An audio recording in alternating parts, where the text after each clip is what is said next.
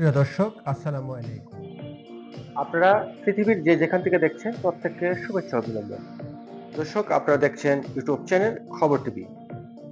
প্রিয় দর্শক, গতকালকে আমি লাইভে বলেছিলাম যে আসলে এই বৈষম্য বিরোধী ছাত্র আন্দোলনের যারা নেতা এবং সমন্বয়ক, তারা প্রতিনিয়ত ভয়ে আবুল তাবুল বলছেন। তারা প্রতিনিয়ত আওয়ামী লীগকে কেন নিষিদ্ধ করতে হবে, আওয়ামী লীগকে বাংলাদেশের মাটিতে আর রাজনীতি করতে দেওয়া হবে না, মানে আওয়ামী লীগকে বাংলাদেশ থেকে একদম নিশ্চিহ্ন করে দেবে, এই সমস্ত বক্তব্য কিন্তু তারা প্রতিনিয়ত দিয়ে আসছিলেন। তো আমি কিন্তু তাদের এই বক্তব্যগুলো শুনে এবং অ্যানালাইসিস করে বলছিলাম যে প্রকৃতপক্ষে আওয়ামী লীগের ভয়ে এরা এখন এই সমস্ত গান বাজনা করছেন। তো সেই বিষয়টি মোটামুটি এখন ক্লিয়ার। তো কালের কণ্ঠে যে রিপোর্টটি প্রকাশ হয়েছে সেটি আমি আপনাদেরকে জানাচ্ছি যে কি কারণে আওয়ামী লীগকে নিষিদ্ধ করার জন্য এরা উঠে পড়ে লেগেছে, যাতে আওয়ামী লীগ আর নির্বাচনে অংশগ্রহণ করতে না পারে, বাংলাদেশে আর রাজনীতি করতে না পারে। তো দর্শক, কালের কণ্ঠ বলছে হাসিনা ও তার দোসররা অভ্যর্থনকারীদের ছাড়বে না সার্জিস আলম।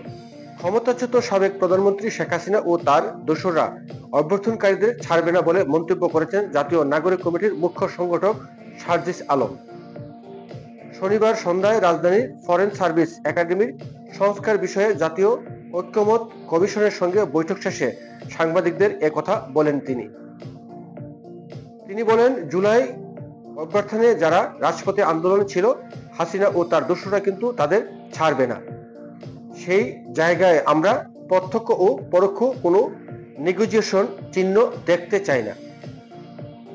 সার্জিস আলম বলেন, জুলাই অভ্যর্থনে যারা দোষী খুনি, তারা যেই দলমতের হোক না কেন, তাদের শাস্তি দিতে হবে। এই বিচারিক প্রক্রিয়া আমরা কোনো ধরনের হস্তক্ষেপ প্রত্যাশা করি না, এটা আমাদের জায়গা থেকে স্পষ্ট করে দিয়েছি।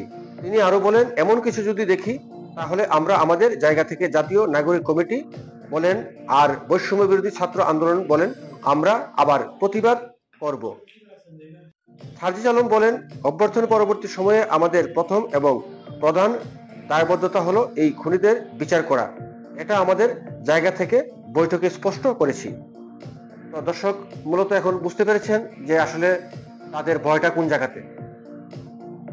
এই কথাগুলো কিন্তু আমি বারবারই কিন্তু বলছিলাম যে এদের ভয় একটাই, যদি আওয়ামী লীগ কোনো কারণে নির্বাচনে করার সুযোগ পায় বা আবার ক্ষমতায় চলে আসে, তাহলে এদের প্রত্যেকের বিচার আওয়ামী লীগ সরকার করবে।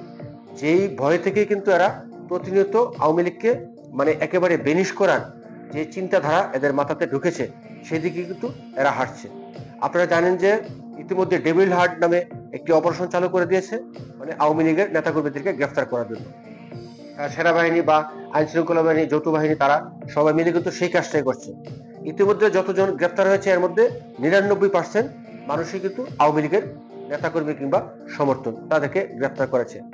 এছাড়া কিন্তু আমরা শুনি নাই যে জুলাই আগস্টের আন্দোলনে যারা অস্ত্র লুট করেছে বা মানুষ হত্যা করেছে বা পুলিশ মেরেছে, তাদের কাউকে গ্রেফতার করেছে কিংবা কোনো অস্ত্র উদ্ধার করেছে।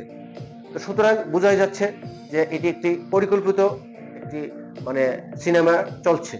আগামী নির্বাচন পর্যন্ত এই সিনেমাটি এখন চলবে এবং বিভিন্নভাবে আওয়ামী লীগের বিরুদ্ধে বিভিন্ন বিষাদগারও করানো করার চেষ্টা করা হচ্ছে, সেটাও আপনারা দেখছেন। আয়নাগর, ধানমন্ডি 32-এ অনেক কিছুই আমরা কিন্তু সেগুলো এখন দেখছি এবং সাধারণ মানুষ সেগুলো কিন্তু অনুভব করছে। তো দর্শক, এই ভিডিও সম্বন্ধে আপনাদের কোনো মতামত থাকলে সেটি কমেন্ট বক্সে আপনারা জানিয়ে দিতে পারেন।